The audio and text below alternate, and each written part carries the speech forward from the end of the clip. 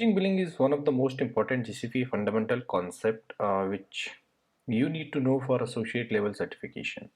And in this video, we are going to see how we can associate projects into a billing account, how we can create budget and alerts, and how we can export our billing data into BigQuery datasets.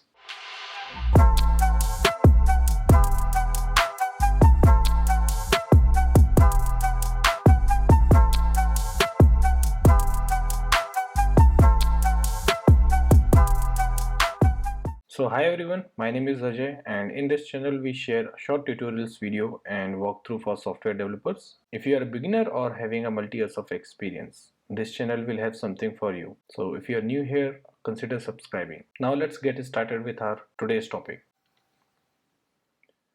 So managing billing and configuring a billing account is one of the most important topic if you are preparing for associate level certification. Most likely to see a couple of questions from this topic.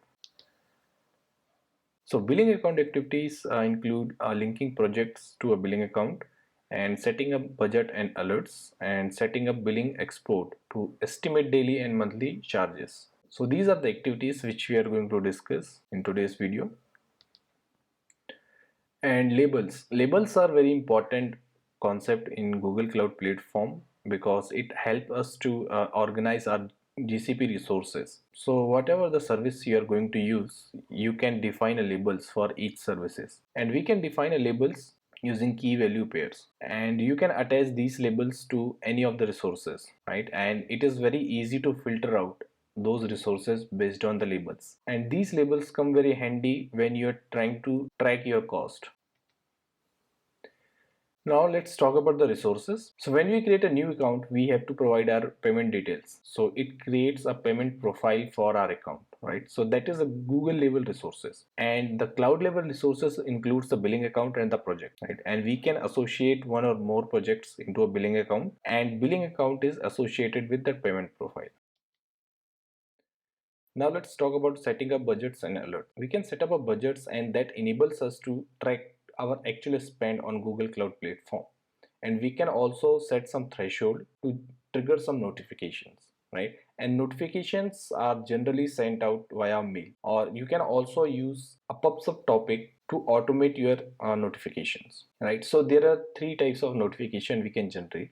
The first is simple, the email notification, and the second one is cloud monitoring, third one is cloud using cloud pub-sub, right? So just remember there is three ways we can generate the notification, and the permissions are required to set up a budget and alerts. So you should have a billing account administrator role on the cloud billing account, or if you want to just create a new budget, you should have the permission of billing budgets and create, and to list out, update and delete, you should have these listed permissions. So these are the required permission.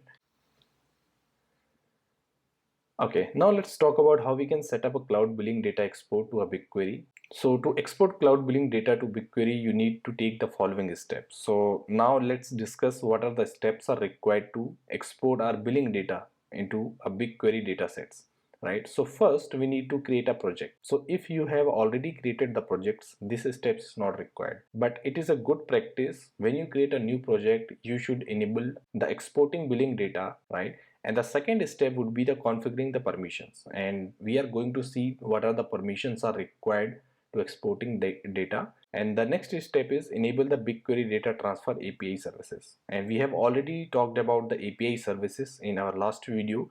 To use any resources from the Google Cloud, you need to enable the APIs. To export data into a BigQuery, you should enable the BigQuery data transfer service API. And the next step is to create a BigQuery datasets, and then after we enable the cloud billing export, right? So we are going to see each and every step in our demo session, and the permissions are required, right? So if you want to export only billing data, you need the permission for billing account administrator or a BigQuery user role, right? And if you want to export pricing data, you should have a BigQuery admin role and the resource manager projects update role. So these are the permissions are required to perform or exporting data to a BigQuery datasets.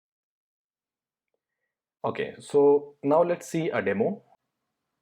Alright, so here I have already logged into my Google Cloud Platform, I have already created a one project. I can show you, that is called YTGKE cluster demo. So this is a new project which I have created for this demo, right? So this is a project. You can see the project name, project ID and project number is here, right? And this project is not associated with any billing account. You need to associate that project to a billing account. Then after you would be able to use the GCP resources. This is a fresh project. How we can associate this project to a billing account? If I go and show you the billing account, right? See, when you click on this billing option, if you go to here and click on billing, you will see this project has no billing account associated with it. And here you can say link a billing account. We'll click in this option and it will ask us to associate that billing account, right? So for now we only having one billing account, so I'm going to choose that and click. All right, so now this project is associated with our billing account. If you want to see, we can click to manage, and here you can see these are the two projects which is associated with this my billing account. All right, if you want to rename your billing account, here is the option rename billing account. You can just click on that and provide the name which you want to rename with and just click on rename. All right, so this is a very simple way to associate your project into a billing account. Now let's quickly see how we can create a budget and alerts, right? To create a budget and alerts, you have to navigate to billings, and here you can see the option budget and alerts, right? So for now I'm going to use create budget from here. So first we need to provide some name. So I will say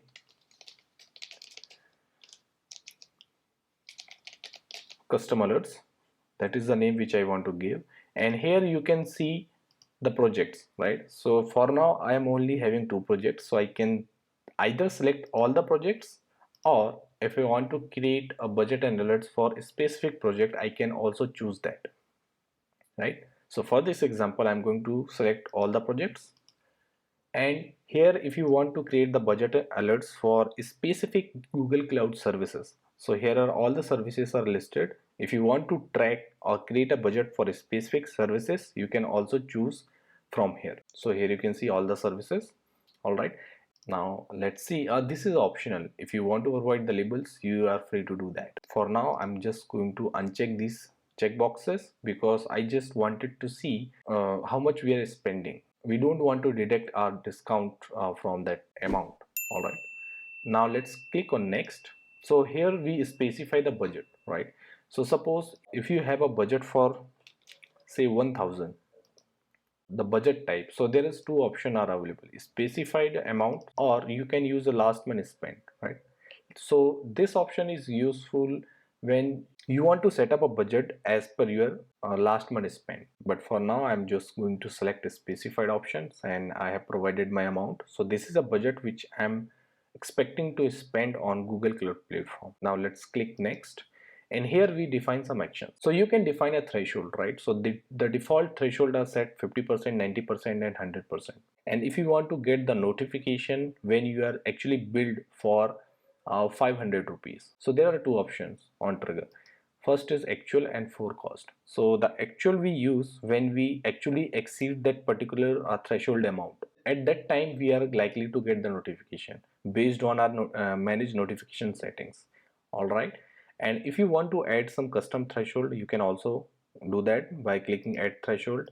For example, if I want to get the notification if I spend 1% of my budget, so that is 10 rupees. These are the options to manage the notifications, right? So if you want to simply send an email alerts, you can choose these options, or you can also link your monitoring emails notification, right?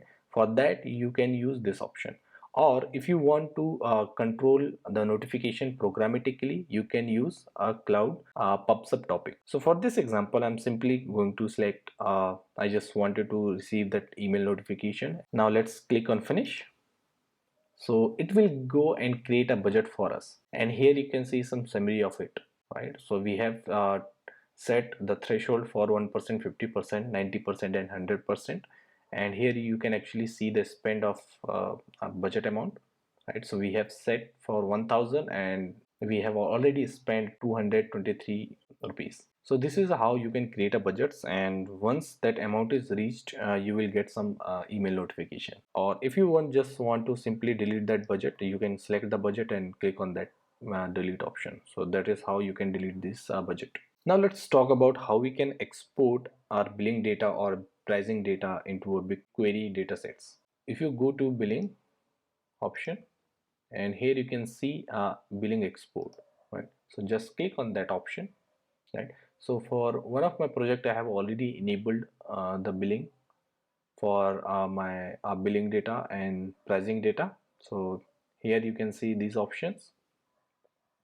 All right, so there are two export options are available. You can export your billing data or pricing data into BigQuery export, or you can also create some buckets on Google Cloud Storage. So here are some options which you can use. So right, so you can export the files in CSV and JSON format, right? So it will go and create those files and put those files into your bucket. So that is the option which I have already enabled. So once you enable this, the BigQuery export, likely to see these options already enabled. So if you want to enable it, just click on edit settings, and it will ask you for that project, for which project you want to set. So for my GCP YouTube demo project, it is already set, right? So we have not created any BigQuery dataset for this project. So it's asking us to go to BigQuery and create a dataset. So let's click on that option, right?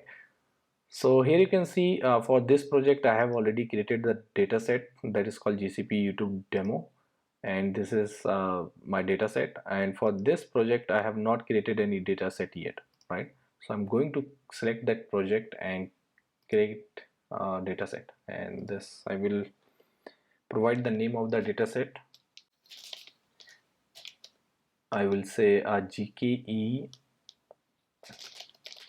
billing export, right?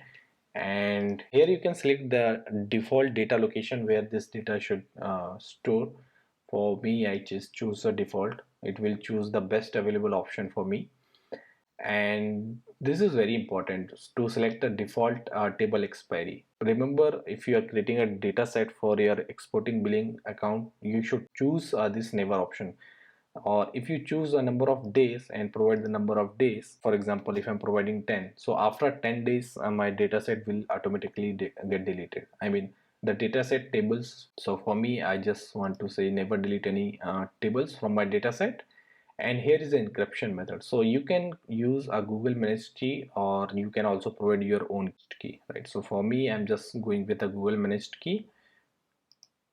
Just click on create dataset. Okay, so what it's saying, it must contain only letters. All right, so now let's remove the dash. Now try with that option, create a dataset. And now if you go and see, one dataset is created for us, but right now you don't see any tables inside this dataset, because it takes some time to export your billing data into this dataset, and we have not enabled that option yet. We have just created a dataset for a BigQuery.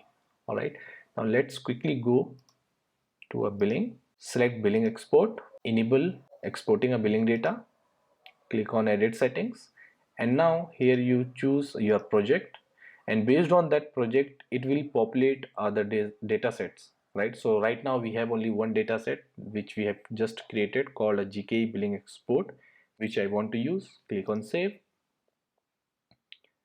Now this option is get enabled. Now let's quickly go and set up the pricing data export as well, right? So click on edit settings, and here you choose a project, and it will automatically select data sets for you, right? So we have only one data set. I will select this, right? So we need to enable the BigQuery APIs first, right? So it's asking us to enable this API first.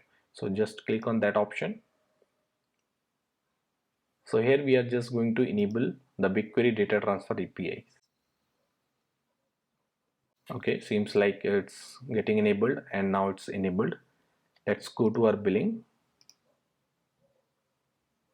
select billing export,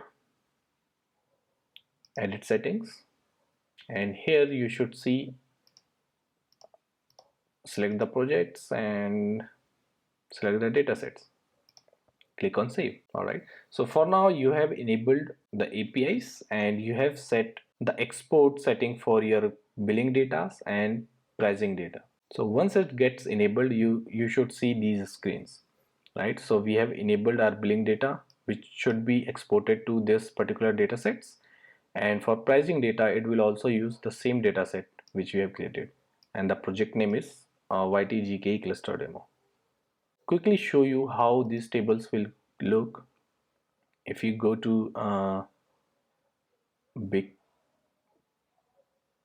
data option and BigQuery, and if we select our old project, right? So this is a data set which I have created previously, and here you can see these are the two tables are get created, right? If you want to see some schemas, you can see from here, right? So these are the tables which gets created.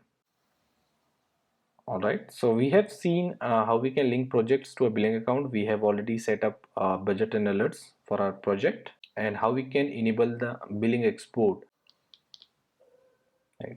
So these are the very important links which I would recommend you to go through at least once. I will provide these links in the description, and I have already shared these links into our Telegram group. All right, so this is what I have planned for this video, and thank you for joining me. I hope you enjoyed this video. If you found it helpful or useful, smash the like button and get subscribed for more hands-on lab videos, and I will see you in the next one.